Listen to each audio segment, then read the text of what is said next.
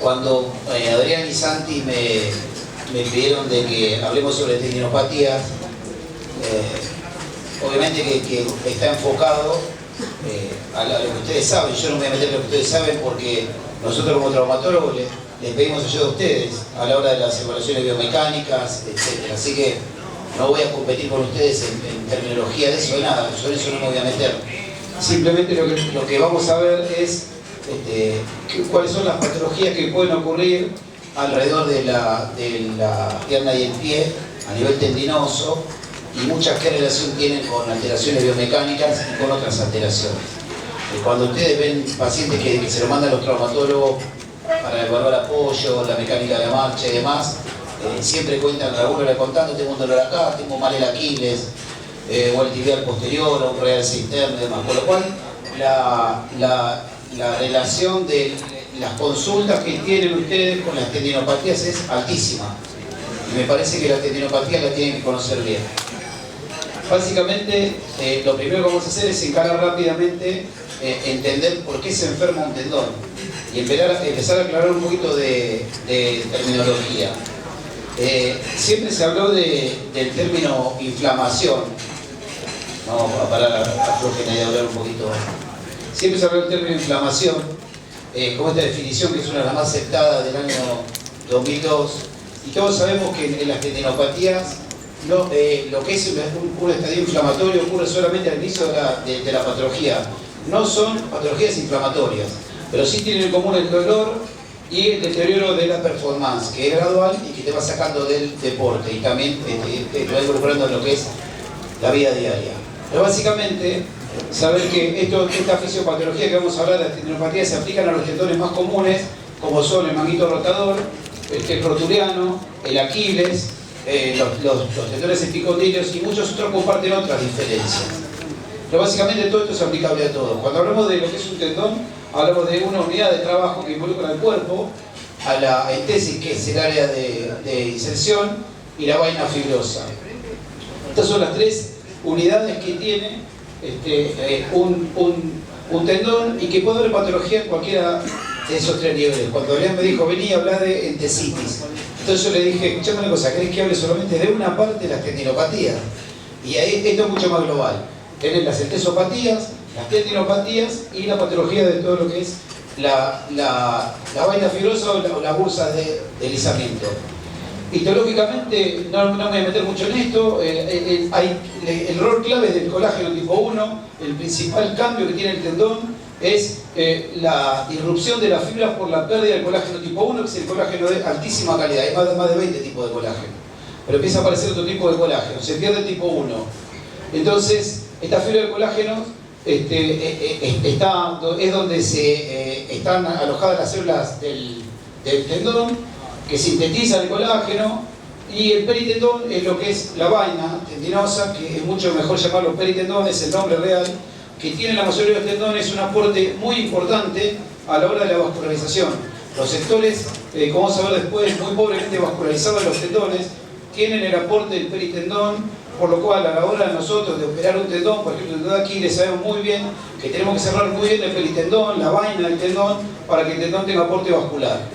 Es realmente importante. Teológicamente, como hablamos recién, podemos separar lo que es la entesis, que es una estructura de transferencia de fuerza del tendón al hueso. Esa estructura, que es la inserción del tendón, tiene 4 capas.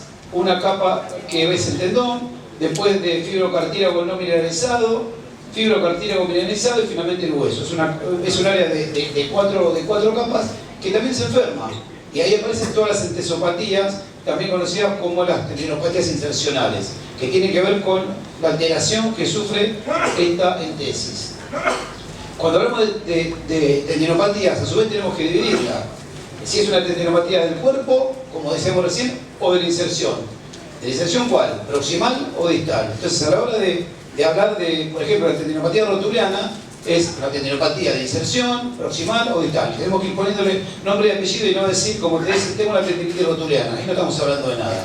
Entonces, ¿qué es lo que se enferma? ¿En qué lugar? si es aguda, si es crónica, si es simple o mixta. ¿Qué significa? Si es solamente el tendón lo que está afectado o junto al tendón hay alterado alguna otra estructura. Eso es lo que nosotros llamamos tendinopatía mixta. Entonces, hay que tratar de englobar bien la patología en todo el contexto articular, si fuera. Por ejemplo, las tendinopatías del cuerpo se dividen en 4 tipos, a su vez. Tenés la variante celematosa, la nodular, que es la más común de todas, la fisural y la necrosante. Esto es un Aquiles con una tendinopatía nodular, un rotuliano con una tendinopatía nodular, un Aquiles con una tendinopatía fisural. Tiene una lesión intratendinosa longitudinal. Ahí tenés las variantes. Las más comunes que ustedes van a ver son estas. Son los que primero son engrosamientos y después son nódulos. Las entesopatías pueden ser también nodulares, calcificantes y osificantes. Las que más comúnmente vemos son estas, son las tendinopatías calcificantes u osificantes. Por eso es importante saber, cuando muchos pacientes te dicen me salió un espolón y me duele, en realidad no tienen ni idea de lo que está pasando. Lo que está pasando es que se está enfermando la inserción de la fascia plantar. Y ahí no es que me salió un espolón y me duele.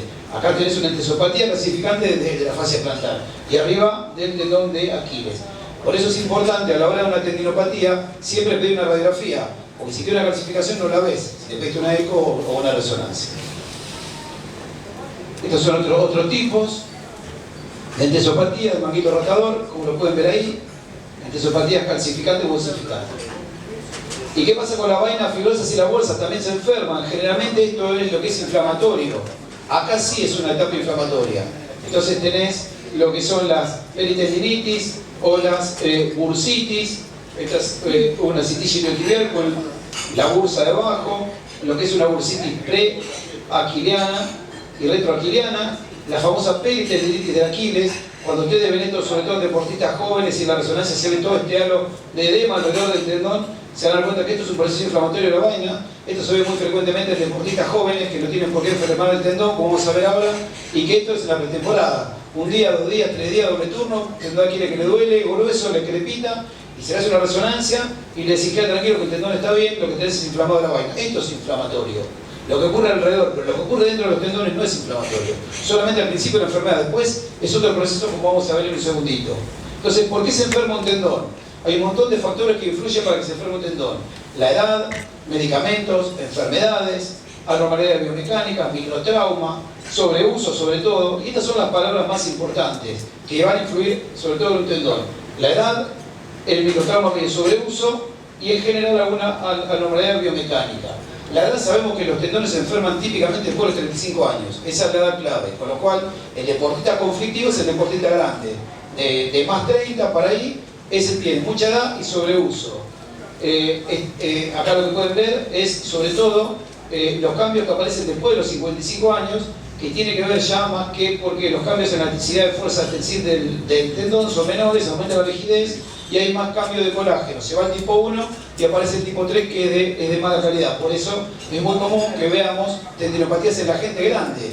Y uno dice, porque si es un paciente joven, bueno, hace deporte, está en sobreuso. Bueno, este está entrenado, pero ¿cuántas veces les pasa a ver a ustedes en el consultorio pacientes de 60, 70 años y enferman sus Aquiles, su tibial posterior y vos decís, bueno, pero no tiene ningún sobreuso?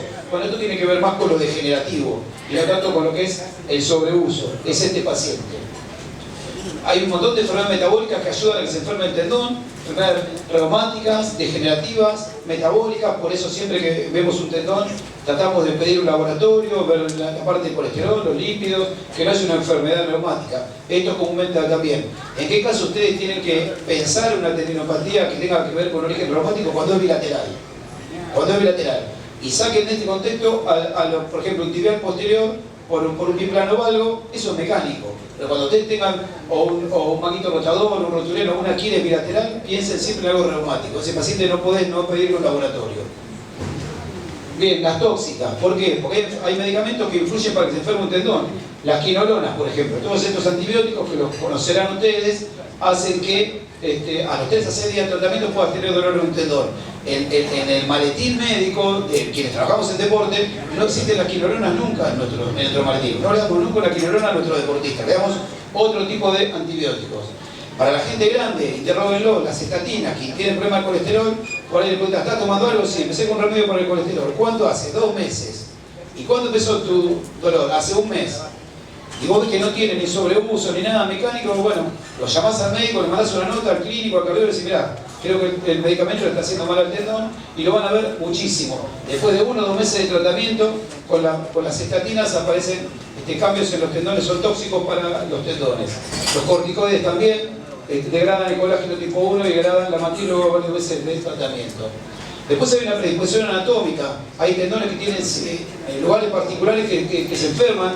El Aquiles es típico en la zona a 4 a 6 centímetros de iniciación del calcáneo, porque es la zona menos vascularizada. Este aporte que ven acá ustedes, estos vasos, entran por el peritendón, y fíjense, esta es una estudio de geografía donde resecaron el peritendón, y fíjense cómo el tendón no tiene más aporte vascular prácticamente. Entonces casi todo el aporte vascular tiene que ver con el peritendón.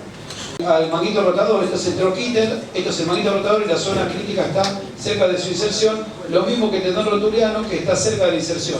Son las zonas críticas de los 3 tendones más comúnmente afectados. Después aparecen todas las anormalidades biomecánicas que tenés que ir a buscar: acortamientos, desejes, desbalances musculares, actitudes compensatorias, alteraciones del apoyo. Esto lo tenemos en cuenta siempre. En las tendinopatías que tienen que ver con la pierna y el pie, básicamente lo que más va a influir generalmente tiene que ver con un acortamiento de la cadena posterior y alguna alteración del apoyo, que para eso están ustedes, para ayudarnos a nosotros. Siempre generalmente les pedimos que nos ayuden a ver qué es lo que está pasando a la hora de apoyar y caminar. Pero obviamente, la mayoría de las veces vas a ver que hay alguien que está haciendo mucha actividad física y el término adecuado es el sobreuso. O sea, es un término por el cual nosotros, el que más utilizamos, más que sobrecarga o microtrauma, el término sobreuso, donde el tendón falla ya en la capacidad que tiene de resistir a las cargas que está recibiendo. Entonces, es un estrés, es un microtrauma que genera cargas anormales en el tendón, lo vulnera, genera un fallo. Este daño crónico, repetitivo, acumulativo en el tiempo, y el tendón va empezando a fracasar antes de intentar dar una respuesta a esa sobrecarga. Entonces, ¿reacciona el tendón con el sobreuso? Sí, el tendón reacciona, tiene una reacción mala. Cuando cede, se altera su matriz extracelular, se altera, disminuye la producción de colágeno tipo 1, es el de muy buena calidad, y se reemplaza por un colágeno tipo 3 que es de muy mala calidad. Se degrada la matriz y aparecen un montón de cambios en el tendón que no voy a meter tanto en esto. ¿Sí? Pero esto sí es importante, aparece un fenómeno de neovascularización en el tendón y se altera la estructura, se empiezan a romper las microfibras y el tendón empieza su etapa de enfermedad en distintos momentos. Pero bueno, el tendón intenta una respuesta que se llama respuesta curativa fallida. Y básicamente, ¿por qué duele un tendón? Duele porque dentro de toda esa alteración que tiene, aparece el fenómeno de neovascularización. Los tendones no tienen prácticamente vasos en su interior. Entonces, cuando ustedes hacen, por ejemplo, este Aquiles, un ecodoppler, y ustedes encuentran pasos dentro del tendón, esto ya es un tendón que está muy alterado, porque este fenómeno de neovascularización, acompañado de nervios simpáticos dentro del tendón, son parte de lo que hoy se conoce muy bien, que genera el dolor que el paciente relata. Y es lo que hoy en día se llama inflamación neurogénica. Parte del proceso que tiene el tendón se conoce de esta manera. Y ojo, porque van a tener hasta un porcentaje de tendones, 16 a 20%, que no duelen. Van a conocer gente que se le ha roto el Aquiles y uno dice, bueno, venías con una tendinopatía, contame de tu dolor. No, a mí nunca me dolió. No, dale, contame. No me dolió nunca. Y rompen el tendón y no tienen la suerte de que el tendón les avise con dolor que estaba enfermo, una tendinopatía, y lo tratás. Entonces muchos debutan con una rotura porque casi un 20 o un 30% según las series no duelen. Entonces, lo que tenemos que saber es que los cambios que ocurren en el tendón al principio son ese tema, eso sí es inflamatorio, pero eso es al inicio. Después el tendón tiene una alteración de la estructura, una etapa de necrosis y finalmente la rotura. Entonces usted dice, bueno, ¿pero qué tiene que ver la rotura con la tendinopatía? La rotura es el final de la tendinopatía. Un tendón enfermo puede terminar rompiéndose. Todas las roturas vienen de un tendón enfermo. El tendón sano, lo saben ustedes bien, es muy fuerte. Entonces, toda esta alteración que tiene el tendón lo debilita y termina rompiéndose. Lo que nosotros tenemos que tratar es de que las tendinopatías no terminen en rotura. Ese es uno de los objetivos nuestros. Siempre se lo digo a los pacientes. Primer objetivo, que vuelvas al deporte. Segundo, que tu tendón mejore para que no se te corte. Si nosotros damos un tendón y el paciente termina con una rotura, bueno, ahí creo que vamos a tener que buscar qué cosas hicimos mal. Entonces, el término tendinitis no lo tenemos que usar más, porque no es una inflamación. Entonces, yo sé que ustedes van a recibir recetas sobre que dicen tendinitis. Bueno, quizás hay muchos médicos que tenemos que seguir aprendiendo todavía, el término es tendinopatía, ya sea por sobrecarga mecánica, que es más común en los jóvenes o en los deportistas de hasta 40, 45, 50, y después el que no tiene nada que ver con el deporte y te aparece con un dolor en cualquier tendón, que es lo que se llama tendinopatía degenerativa. Son las dos grandes variantes que vamos a tener. En esto no me voy a meter mucho, pero este es el último gran cambio que hubo en las tendinopatías. Jill Cook, la habrán sentido nombrar muchos de ustedes, es australiana y es hoy a quien más se la sigue en el mundo con las tendinopatías, y investiga muchísimo y estudió la relación de los tendones y la carga, y lo que encontró básicamente es que el tendón tiene una respuesta ante la carga. Primero tiene una tendinopatía reactiva y después hay un punto de corte donde si no se quita la carga, aparece la disrupción del tendón, se empieza a romper el tendón. Entonces dice que al principio la primera fase de enfermedad del tendón es una tendinopatía reactiva, que es una etapa de engrosamiento del tendón, mínimo daño del colágeno. Si la carga continúa, el sobreuso continúa, ahí ya el tendón no puede soportarlo, eso empieza el fracaso de la reparación y todos los cambios que hablábamos recién, y finalmente el tendón termina enfermándose y degenerando. Y ellos hablan de que el punto de corte es la etapa de tendinopatía reactiva, que ahí es reversible. Si sacamos la carga de ahí, podemos hacer que el tendón no vaya a esa disrupción que va a tener. Entonces básicamente con eso dividen dos grupos, por clínica y por imágenes. El primer grupo, que es el grupo que se llama de fallo reactivo temprano o fallo temprano, que es el grupo reversible, y el otro que es el fallo tardío degenerativo, que es el tendón que ya no tiene marcha atrás. Esto es importante por algo, los dos grupos tienen momentos diferentes. El de fallo temprano tiene poco dolor y las imágenes no se ven neovascularizaciones, el tendón está engrosado, y el modelo ya, el tendón más enfermo de fallo tardío, es un tendón que ya duele mucho más, y en los ecodoppler se ven cambios vasculares dentro del tendón, con lo cual ese tendón ya está en el fallo tardío. ¿Por qué es importante esto? Para una cosa, cuando ustedes vean que un paciente tiene una tendinopatía de Aquiles, por ejemplo, o un nódulo grande, y ustedes ven que ya el tendón tiene neovascularizaciones y demás, el paciente se va a curar, pero nunca más va a recuperar la estructura. Ese nódulo lo va a tener para toda la vida. O sea, si ustedes van a esperar, por ejemplo, como kinesiólogos, que no, queda tranquilo que yo el tendón vamos a hacer que baje, va a ponerse chiquito de vuelta, no vuelve más. Eso es lo reversible. El daño en la estructura no vuelve más. Sí, con la rehabilitación, mejorar la elasticidad, la fuerza, evitar que se corte, se remodela, etc. Pero el tendón no recupera nunca más la estructura, el nódulo lo vas a tener toda la vida, cada vez que te lo toques te va a doler, con lo cual es muy importante saber cuándo tenemos que parar la carga. Si logramos pararla en este momento, sabemos que el tendón, simplemente sabiendo que no tiene neovascularizaciones, estamos en el momento de zafar que ese tendón vaya a quedar condenado en un cambio en esa estructura. Bueno, esto es lo que dije. Entonces, son estructuras plásticas que se van adaptando a las cargas y a través de alteraciones en sus propiedades mecánicas y estructurales, y que si bien hay un montón de avances, sabemos claramente que el sobreuso y los cambios degenerativos son los elementos que juegan un rol clave para el proceso de enfermedad del tendón. Y es muy importante que trabajemos en la prevención de los factores biomecánicos, en el manejo de las cargas, sobre todo, eso es fundamental. Ese es el rol nuestro cuando estamos en un equipo, es ver lo que está haciendo el profe, como kinesiólogo o como médico, escuchar lo que nos dice el deportista, y si tenemos 1, 2, 3, 5 que caen en una pretemporada, estar atento porque alguien se está pasando de rosca y empiezan a ligar los músculos y los tendones primero, después sigue el hueso. Ahora yo me voy a meter en lo que son, vamos a hablar puntualmente, 10 minutos de las tendinopatías de pierna y pie. Si me quiere preguntar algo, quiere apuntar algo, bienvenidos. ¿Nadie? ¿Saben todo? Dale. El aporte de colágeno 2, que ahora está en una marca como Curtex y demás, que también por ahí la recomiendan. ¿No? El aporte de colágeno tipo 2, de que ahora está el Curtex, o hay medicamentos que tienen colágeno 2. Sí, hay un montón de medicamentos, se usan, pero en realidad ninguno de nosotros lo tiene como una herramienta de tratamiento para decir, usa esto y tu tendón se va a recuperar. Particularmente, si bien hay gente que lo usa, hay gente que lo indica, no tienen un rol en los protocolos de tratamiento.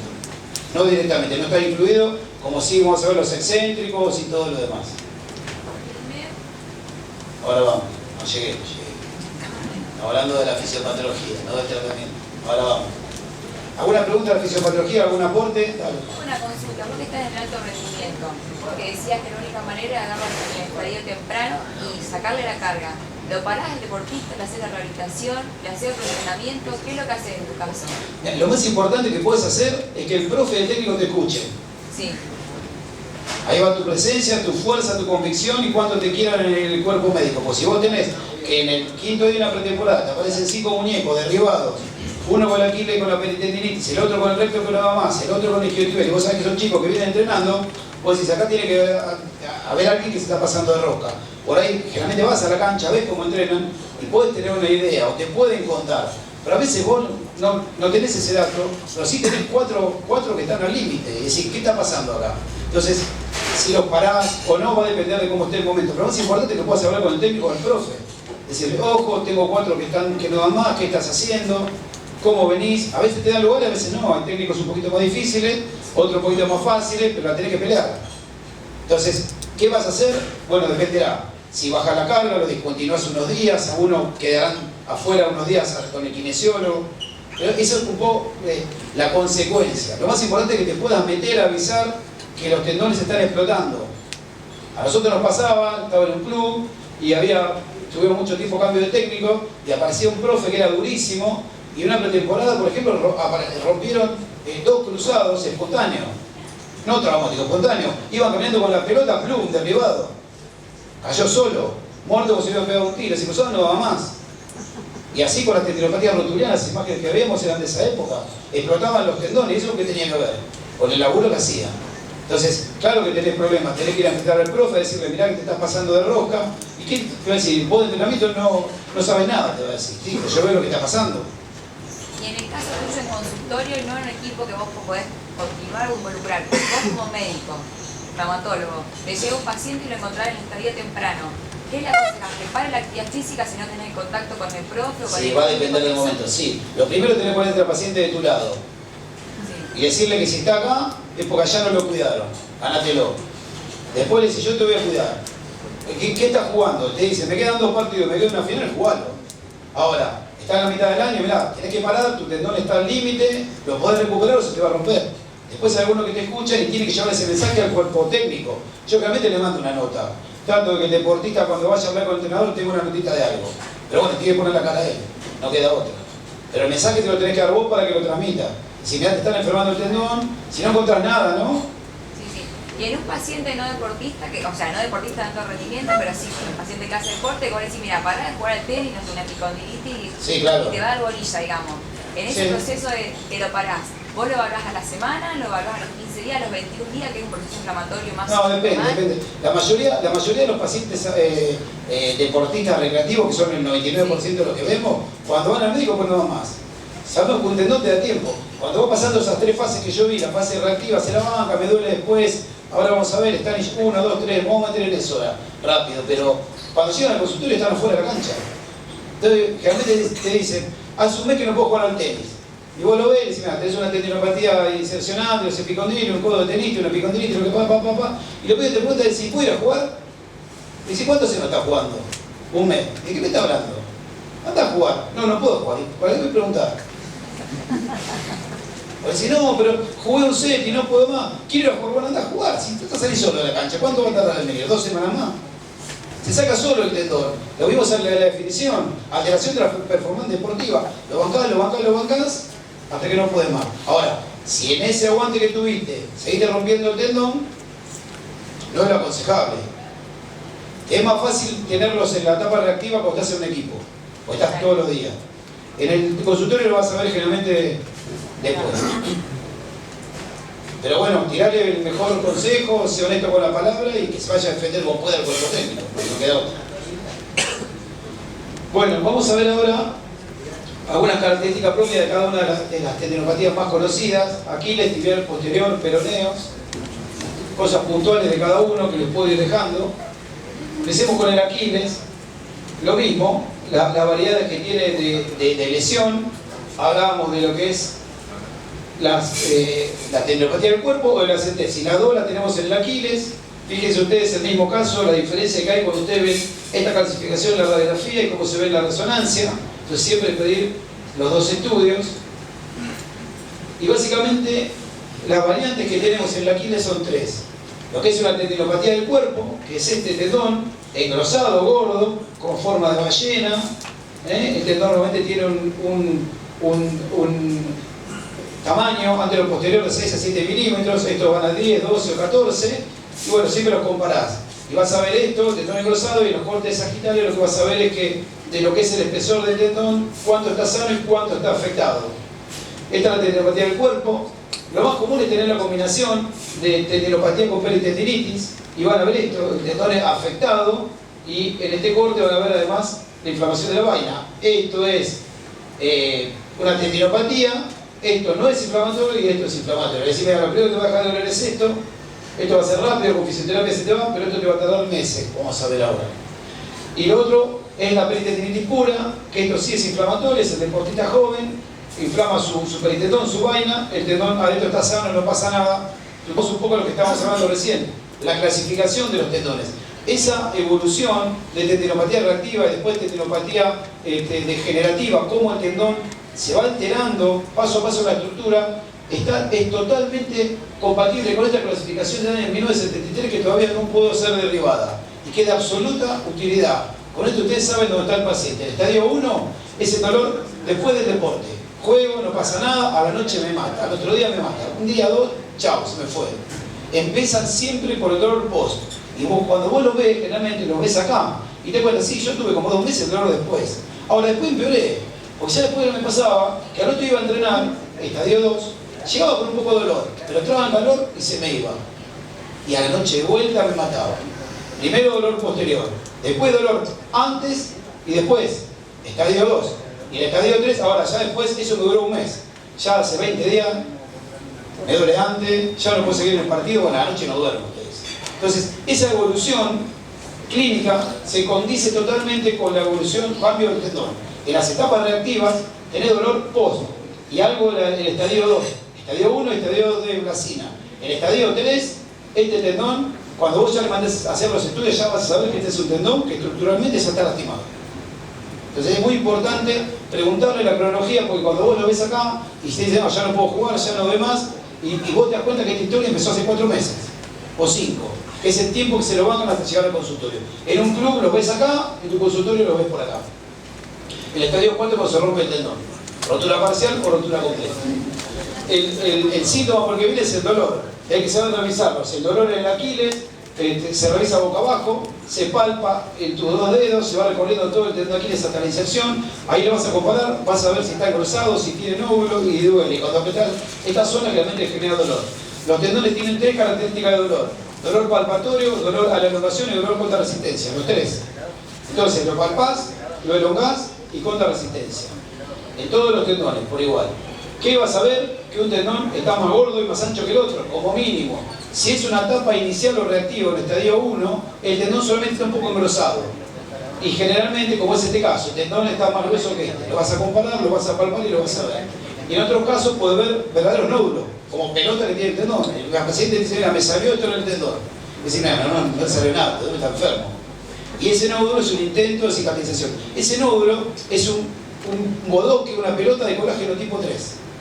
Que cicatrizó como pudo, que no tiene calidad y se va a romper ahí. Pues ese colágeno no tiene fuerza, no es tipo 1. Ahora, después que lo viste, lo diagnosticaste, lo escuchaste, ¿cómo lo estudias con todo esto? Las imágenes, siempre radiografías, porque puedes no encontrar nada, o puedes encontrar esto, una osificación del tendón de Aquiles, o una antesopatía insercional del Aquiles, ahí también. La ecografía es muy importante, sobre todo con el aporte de ecodoppler. No me sirve la ecografía hacerlo si no me la haces un Doppler. Yo necesito saber si tiene o no neovascularizaciones. Si no tiene, estoy en un estadio 1, una etapa reactiva. Y si ya tiene esto, estoy embromado porque ya hay un fenómeno de inflamación neurogénica del tendón, que es una etapa avanzada. La resonancia es otro estudio. Entonces acá dicen, ¿pero qué es mejor, la ecografía o la resonancia? Luego te das cuenta que la resonancia no te muestra la neovascularización. Pero tenés que pedir los dos. Uno te muestra una cosa, la resonancia lo que tiene como valor es que te muestra básicamente cuánto el tendón está afectado. No es lo mismo ver este tendón que está engrosado con este tendón que tiene este nódulo, y para mí el corte de más valor en una resonancia es es verlo en el corte, el tendón, este tendón en todo su espesor está negro, parejo, y fíjate cuánto de este tendón queda en las fibras negras, bien, nada, este borracito, todo esto es degenerativo. Entonces si me dice, ¿qué porcentaje de mi tendón está enfermo? 95%. Este tendón se corta mañana. Ahora este no se va a cortar. No sos mago, pero te das cuenta que esa estructura está diferente. También te permite ver la resonancia inflamación de las estructuras alrededor, las bolsas, y esto es muy importante, o las entesopatías, ya sea de la Aquiles rotuliana, en la fascitis plantar, esto, el edema óseo. Cuando ustedes ven que además del tendón hay edema óseo, estos tendones van a tardar mucho más en curarse, con lo cual la resonancia tiene ese valor. El de ver si además hay compromiso óseo, tanto tiró el tendón de su inserción, tanto se alteró la transmisión de fuerza que el hueso también está sufriendo, y ese tendón, el paciente va a tardar más. Nosotros usamos isocinesia en la clínica que tenemos, evaluamos la fuerza, buscamos desbalances, buscamos siempre una evaluación biomecánica, tratamos de preguntar a ustedes qué es lo que tiene, cómo apoya, ver qué es lo que tenemos que usar a la hora de suplementar. Siempre buscamos descartar si está tomando algo, como les decía, no voy a seguir con esto, y descartamos otro tipo de patologías en el Aquiles, como son la patología del tibial posterior, de la cola del astrágalo, como ustedes pueden ver ahí también. Bien, el tratamiento, un montón de cosas, no hay una sola variante para tratar el tendón de Aquiles, todo esto se usa, cada una tiene indicaciones, pero en general a la hora de planificar un tratamiento con los kinesiólogos y armar un protocolo sabemos que básicamente hay tres cosas que son las que más usamos. Terapia física, poco, excéntricos, mucho, muchísimo, es la clave del tratamiento, y MED o EPI, lo que quieran, a veces. A mí no, yo tengo, por el lugar donde trabajo, en La Plata, se usa mucho, y me ha tocado ver muchísimos pacientes con tendinopatías que vienen de reconsulta y dicen, a mí me estuvieron tratando y me hicieron EPI, MED. Bueno, está bien, ¿y qué más? No, nada más. Entonces, si vos pensás que un solo método va a salvar el tendón, no es así. Entonces, generalmente, nosotros usamos excéntricos, y si el tendón le cuesta, o si es una etapa, un estadio 3, usamos de entrada MED, pero si no, esperamos la evolución. Si el tendón viene evolucionando bien con el excéntrico, no lo pinchamos. Ahora, como hablamos con el kinesiólogo, si el tendón viene empastado, viene lento, no mejora, bueno, vamos agregando. Son herramientas que vamos usando. Ahora, no hay un protocolo ideal, no es que yo tengo la verdad, digo que lo hacemos nosotros. Hay gente que lo trata con MED o EPI desde el inicio, hay otros que hacen solo MED o EPI, yo creo que lo más útil es combinar los métodos. Lo que creo que no tiene discusión son los excéntricos. En el mundo no tiene discusión, porque estimulan a que el tenocito vuelva a formar colágeno tipo 1, y por todo lo que da a nivel de las neoformaciones vasculares, que las detiene también, mejora el dolor, normaliza la estructura. Es lo más aceptado como avance del tratamiento, lo que más se usa. Ahora, tenemos que saber cuánto y cuándo. Y es clave que al paciente le digamos que vas a tardar 3 meses por lo menos. Porque sabemos bien, como se estudia, no sé si lo tengo acá, que el tiempo que necesita el tenocito para volver a formar colágeno tipo 1 son 90 días. Entonces, si recién 90 días va a formar colágeno tipo 1, que va a empezar la remodelación del tendón, ¿cuánto va a tardar el tendón en curarse? 3 meses. Siempre decir a los pacientes, nunca le digan, los tendones tardan mucho, siempre, tardan mucho. 3 meses, 4 meses, 3 meses, 4 meses. Es el tiempo, si no se van a ir con otro. Me dijo que no me estaba jugando, y no es así. Esto es lo mismo, hacemos trabajo de flexibilidad, MTP o hacen los kinesiólogos, nosotros no, ciliax, propiocepción, usamos fisioterapia, estos trabajos excéntricos en la máquina isocinética, que es el gol estándar. Excéntrico 3 veces por semana, en la máquina empezamos con bajas velocidades, y después terminamos con céntrico y excéntrico, pero tratamos de que el día 1 hagan excéntricos. Obviamente, si no hay máquina isocinética, no importa, el método que ustedes quieran, el escalón, con la prensa en el gimnasio, con lo que tengan, pero lo unen excéntrico para todos los tendones. Y en general les decimos, tenés 12 semanas de tratamiento, esto del día 1. Estos son algunos casos de cómo el tendón se remodela, porque el paciente dice, ¿qué me va a pasar con el tendón? Se va a remodelar, va a mejorar la estructura, se va a curar, pero por ahí no te va a cambiar ese huevo que tenés, ese nódulo va a quedar para siempre. Este es su caso al inicio, de un jugador de paleta, 50 años, esta alteración en el tendón de Aquiles. Fíjense el desbalance que tenía en la evaluación isocinética, y al 6º mes, como el mismo tendón, con la misma imagen, con el mismo imagenólogo, había recuperado estructura y cómo habían mejorado muchísimo las curvas, el pico de torque, la fuerza, las curvas parejas. Este es otro caso, un corredor de carrera de calle también, al inicio, esta alteración en el tendón, estos desbalances, estas diferencias. 6º mes de tratamiento, lo mismo, cómo había mejorado el tendón y cómo habían mejorado sus curvas, con lo cual buscamos no solamente estimular excéntricamente al tendón, sino que mejora esos desbalances que tiene. Vamos a ver ahora, hablar un poquito del tibial posterior. Después, si quieren alguna pregunta, la guardan, yo trato de ir rápido para no retrasar más nada. En cuanto al tibial posterior, básicamente vamos a tener estas variantes: insuficiencia antival posterior, esto lo vemos más en la gente de años, y la tendinopatía degenerativa, la tendinosinusitis crepitante y lesiones mixtas. Lo más común, nosotros tenemos un análisis de 12 casos separados, con 6 hombres y mujeres, 32 años, la mayoría unilaterales. Lo que nosotros encontramos fue como antecedentes, esto es importante, ¿no? Muchos pacientes que llegan a la consulta no tienen diagnóstico.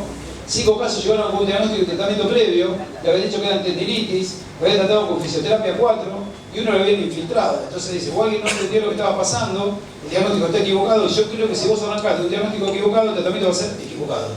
Entonces, lo primero es un tratamiento adecuado, un diagnóstico adecuado para el tratamiento adecuado. Entonces, los tipos de lesiones que encontramos en esos pacientes fueron este porcentaje: 42% de insuficiencia, 25% insuficiencia tendinosinusitis crepitante, 25% insuficiencia y tendinopatía degenerativa, y el 8% la combinación de todos los factores. Y ven este tipo de pies, que lo conocen muy bien ustedes. Lo primero que le pregunto: ¿nunca usaste una ortesis, una plantilla? No, nunca usé nada. Bueno, yo lo primero que le digo es, primero te pones, vas a la ortesita, te van a evaluar el apoyo, la marcha, igual lo ven ustedes, le ponen la plantilla, y yo digo, mira, hasta que tu pie no esté en posición, hasta que el tibial posterior deje de tirar, compensemos la parte mecánica, tu tendón no va a mejorar. Entonces yo siempre le digo, vos te haces el estudio de la marcha y después empezás con la rehabilitación. Siempre le digo lo mismo, por obligarlos que lo hagan. Me venís a ver y después te va, no importa que están en 10 días. Pero yo me quiero asegurar que compensen el factor mecánico, porque si no, por más que le hagas rehabilitación y lo que quieras, esto no va a caminar. La tendinopatía degenerativa, generalmente van a ver este tipo de pies también, son más unilaterales, hay un predominio valgo de uno de los dos pies y vas a ver esto. Esta es una resonancia, esta es la vaina, el líquido de la vaina del tendón y cómo el tendón está totalmente desgarrado internamente. Esto es un tendón que está enfermo, está viejo, se está rompiendo y tiene todo el edema en esa vaina. Las crepitantes, que la diferencia que van a ver es esto, que es más inflamatorio, el tendón no está alterado internamente pero tiene muchísimo edema en la vaina, y generalmente van a ver vainas gordas, y ustedes lo van a, en todo el recorrido tibial posterior con el dedo, van subiéndolo y van a ver cómo crepita. Eso claramente es más inflamatorio y menos degenerativo. El tratamiento va a tener que ver básicamente, primero de todo, quiero compensar ese pie, lo tienen que ver ustedes, y después empezamos con un protocolo de rehabilitación que tiene que ver con rehabilitación, con fisioterapia, con fortalecimiento, ya sea isocinético, lo que tengan ustedes, primero concéntrico, hacemos alguna evaluación de fuerza y generalmente trabajamos concéntrico y excéntrico. O sea, la clave es que tengamos trabajos excéntricos, con lo que quieran. Estas son curvas de la máquina isocinética, la evaluación que le hacemos al inicio para saber dónde estamos parados. Van a ver estos desbalances, inversores de un lado y del otro, y eversores. ¿Sí? Y van a ver como después del tratamiento, ahora vamos a ver en otros casos, en general con el tratamiento, con trabajos excéntricos, se da, en general el dolor se va a la semana 4, el déficit promedio de fuerza que se encontró inicialmente es del 45%, con esto arrancan, y generalmente esta compensación se logra a las 7 semanas, 8 semanas en promedio. Son casos de 4 pacientes que con tendinopatía de insuficiencia, el tiempo promedio de retorno deportivo es 11 semanas. Estos números te sirven para que después podés tener una respuesta cuando te preguntan cuándo vuelvo a jugar. Luego fíjate, 7 semanas para compensarlo, 4 semanas para que se vaya el dolor, 11 semanas para volver a jugar. Entonces en un tendón nunca prometas tiempos cortos. Si ustedes dicen 8 semanas van a estar seguros, por ahí van a pensar más, pero a la hora de responder en un tendón, creo que un buen número para tirar son 8 semanas. Insuficiencia con tendinosilovitis, tiempo promedio de retorno 9 semanas. Otros 5 pacientes con insuficiencia sola, 7 semanas, por lo cual nunca hablamos de tiempos cortos. Este es un caso que tuve simplemente para mostrarles cómo es un tibial posterior, un solo caso que tuve que operar, una gimnasta que no mejoró con nada. Yo siempre la mandé al psicólogo, todo. La verdad que la operé sin estar convencido, pero algo tenía que hacer porque no podía más. Hicimos todo lo que había para hacer y lo único que encontramos, acá les presento al tibial posterior, lo único que encontramos fue mucho líquido en la vaina, le abrí la vaina, se lo ordené, la cerré, anduvo bien, y bueno, pero no, la verdad que nunca no teníamos nada reumático ni nada, simplemente que de todos los casos que vi, no solo tuve que operar y le hice una liberación de la vaina, libré el tendón y nada más. Tampoco es más, uno a la hora de operarlo tampoco sabe lo que va a hacer. Entonces, esto empieza a pasar, vienen a la consulta con diagnósticos equivocados, tratamientos que no tienen nada que ver. Es importante la evaluación biomecánica y el tratamiento ortésico, y la rehabilitación.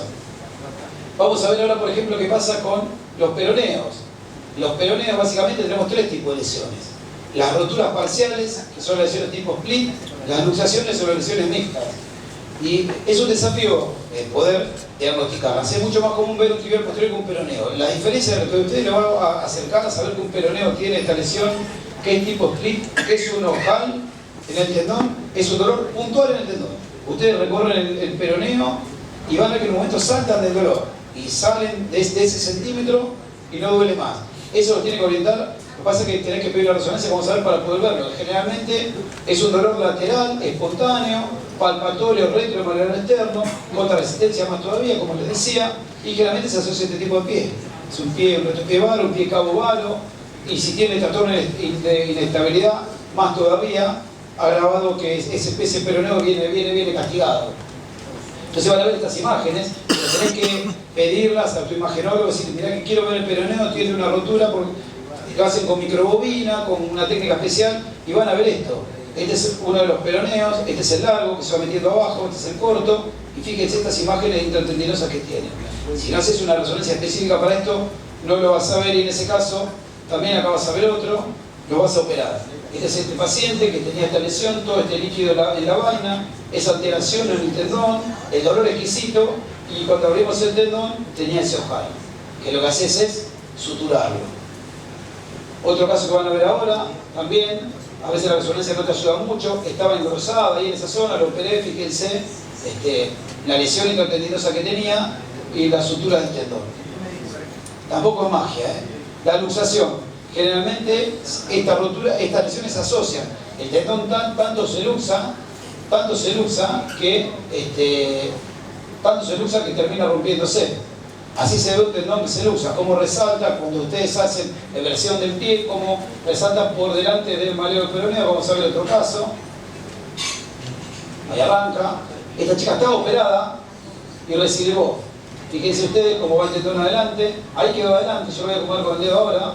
Lo bajan, lo ponen en su buey, se sale de vuelta. Es muy fácil de ver. Simplemente hacerle eversión del pie y ahí van a ver cómo el tendón salta. Siempre que evalúen a alguien con un esguince de tobillo, hagan esta maniobra. Porque algunos no van a hacer lesión ligamentaria externa y van a hacer luxaciones de los peroneos. Y son re fáciles de poder diagnosticar, le van a quedar bien. Muchas veces asocia que de tanto que se luxa el tendón, se rompe. Pega contra el maleo, contra el peroneo y se rompe. Y termina pasando esto. Estas lesiones intratendinosas, que son las que ustedes saben que esas sí son quirúrgicas, el split es quirúrgica. Este fue un caso de una luxación donde tenés que, esto es quirúrgico sí o sí, donde mirá el ojal que tenía el tendón, entonces no solo tenés que suturar el tendón, sino que también tenés que generar que no se vuelva a salir. Ahí estamos haciendo una canaleta a nivel de lo que es el peroné, para volver a alojar el tendón, le pones un arpón, ¿sí? Y vas logrando que el tendón tenga un lugar de contención. Lo mismo, ahí empezás a cerrar, el tendón está metido adentro, ya empezás a cerrar todo lo que es vaina del tendón, plano por plano, y volvés a darle contención. Hay algunas técnicas diferentes, otras que son solamente óseas, pero a mí me parece que las técnicas mixtas son las más útiles. Y por último, la fascia plantar, que básicamente esta es la maniobra para ver cómo es una fascia plantar, hacer una extensión dorsal de los dedos, por esa extensión la fascia plantar y la palpás. Y ahí vas a tener el dolor o en el cuerpo, que es una tendinopatía del cuerpo, o en la inserción, que es una tendinopatía de inserción. Generalmente asociado con un pie cabo varo sin tratamiento. 95% de las veces, nunca usé plantilla, lo usé de chico, no usé más, y aparece con la fascitis plantar. Ya sea, como le decía, en el cuerpo o en la inserción, que generalmente duele del lado interno y arriba. Y van a ver esto, no solo el tendón en su inserción alterado, sino también, fíjense, el edema óseo. Ese es el valor de la resonancia, decirle esto te va a llevar muchos meses. Una fascitis plantar lleva 4 a 6 meses, y más cerca de los 6 que de los 4. Si no se lo decís, se va con otro. Preferible bancártelo porque es medio heavy el paciente, pero bueno, te va a putear, pero 4 a 6 meses es lo que tarda. A mí me preguntan, ¿por qué me decís que voy a tardar 4 o 6 meses? Yo le digo, escuchame una cosa, nunca fui a Mar del Plata. ¿Cuánto tardo? 4 horas, me dice. Si yo veo cartel que dice Chascomús y te llamo, y te digo, no llegás a Mar del Plata. Me dice, no, estás en Chascomús, te falta. Le digo, vos estás en Chascomús. Tenés que seguir. La ruta va bien, el auto va bien, no te paró la cana, tenés los papeles, dale, seguí. Al digo lo mismo, eso le digo. Ah, bueno, entonces todavía sí. Cuando veas, diga Mar del Plata y veas el mar, ahí llegaste. 4 meses a 6 meses. Mar del Plata 4 horas, tu tendón 4 meses. Entonces lo empiezan a entender. Estas son las tendinopatías del cuerpo, donde fíjense que no hay edema óseo, pero sí está alterada la zona de inserción y del cuerpo. Y fíjense, ahí tienen el famoso espolón calcáneo, que la vieja dice me salió esto y me duele. ¿Sí? No entren en esa, explíquenme que el tendón está enfermo. O las roturas. Esa tendinopatía que no fue tratada, el tendón se rompe y aparece la rotura parcial de la fase. Esto es peor todavía. Acá tenés cerca de 8 meses de tratamiento. No los operes igual, vas a andar bien, pero bancar tu paciente con la rotura parcial de la fase, mandar 8 meses, el psicólogo lo empezaba vos más que el paciente. Son bravos. Bueno, y por último, termino con esto. ¿Puedo? Ya está, me voy. Perdón, el Hallgund. La diferencia del Hallgund con la tendinopatía de Aquiles. Ustedes van a ver estas verdaderas protrusiones en el calcáneo posterior y van a ver muchas veces esto se veía más antes. Las abuelas las habrán visto. O recortaba los botines, ¿no? Permanentemente. El caso Hallgund es un caso. Igual ahora los botines vienen con, en la parte posterior vienen con NAU, justamente para evitar la zona de fricción del Aquiles. Es muy común en los jugadores de fútbol. Bien, entonces lo que van a ver en el Hallgund es esto. Es un retropié, la zona de inserción gorda, comparado uno con el otro, siempre comparativo. Van a ver tendones bien anchos en su inserción, pero uno de los dos doloroso, rojo, caliente, agrandado. Y van a ver esos calcáneos con ese ángulo prominente que terminan afectando al tendón y terminan lastimándolo. Fíjense este caso, como el tendón, en ese espolón que tiene, estaba siendo lastimado por su cara anterior. Va rozando el tendón y se va lastimando y se empieza a romper. Este es el caso, el único que tuvo que operar, los demás son todo tratamiento incruento. Una bailarina del Teatro Colón de la Plata, con ese Hallgund, con tratamiento fallido ya de mucho tiempo, y que tenía básicamente, fíjense, estaba rompiendo el tendón, la chica no podía bailar. Entonces en ese caso sí fue quirúrgico, el pie abordado por posterior, el Hallgund, el espolón atrás, fue resecado, todos estos huesos que saqué, y bueno, después la chica vuelve a bailar y las imágenes, así queda un calcáneo cuando le resecás todo el espolón y cómo la zona fue cicatrizando y el tendón empieza a mejorar en las imágenes. Bueno, básicamente para terminar, saber que son las tendinopatías que se ven por sobreuso con factores predisponentes, que el tratamiento siempre es conservador, salvo agotamiento del tratamiento o alguna otra cuestión, y que esto es importante, la recuperación es lenta. Entonces, si nosotros estamos atentos a las cuestiones de entrenamiento para que el tendón no se lastime, vamos a evitarnos después tener mucho tiempo de parate y tratamiento de estas lesiones. Bueno, gracias. ¿Alguna pregunta o alguien que quiera hacer? ¿MEP o EPI? ¿No? ¿El MEP? ¿En qué estadio lo...? En los estadios 3 de entrada. En los otros no. Si no viene evolucionado bien con excéntrico y con todo lo demás, los pinchamos. También agregándole que no es magia, porque muchos piensan que pinchas un tendón y mágicamente el tendón se va a curar. Y es más para calmar el dolor, para tratar esa inflamación neurogénica. Entonces por ahí te llegan ya en el estadio 3, Arrancás, ahí está. y te dan antiinflamatorio. Entonces no pasa nada cuando el paciente está tomando antiinflamatorio porque el MEP lo que hace es... No, se lo sacás, no puede. Primero uno viene con antiinflamatorio y se lo sacás porque le decís que esto no es una inflamación. O sea, por más que le hagas MEP o no MEP, generalmente sí, pero tienen 4 meses antiinflamatorio. Lo que llegan realmente es con una gastritis. Entonces voy a decir, mira, está tomando algo que no es para esto. ¿Una pregunta?